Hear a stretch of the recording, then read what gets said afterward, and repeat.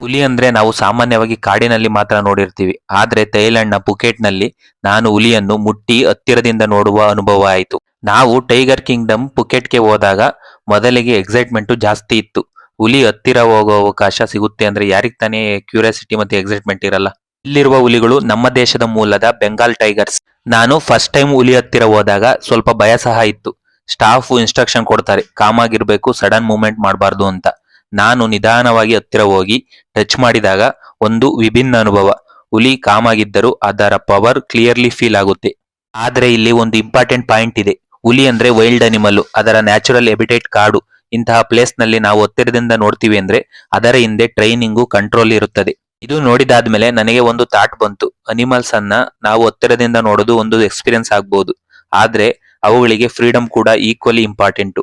ನಾವು ನೇಚರ್‌ನ ರೆಸ್ಪೆಕ್ಟ್ ಮಾಡಬೇಕು. Wild animal ಕಾಡಲ್ಲೇ ಇರೋದ್ರಿಂದ ಬ್ಯೂಟಿ ಇದೆ. ಇಂತಹ ಪ್ಲೇಸ್ ನಲ್ಲಿ ಸೇಫ್ಟಿ ಮೇಂಟೈನ್ ಮಾಡಿರ್ತಾರೆ, ಟೂರಿಸ್ಟ್‌ಗೆ ಎಕ್ಸ್ಪೀರಿಯನ್ಸ್ ಕೊಡ್ತಾರೆ. ಆದ್ರೆ ನಾವು ಕಾನ್ಸಿಯಸ್ ಆಗಿ ಥಿಂಕ್ ಮಾಡಬೇಕು.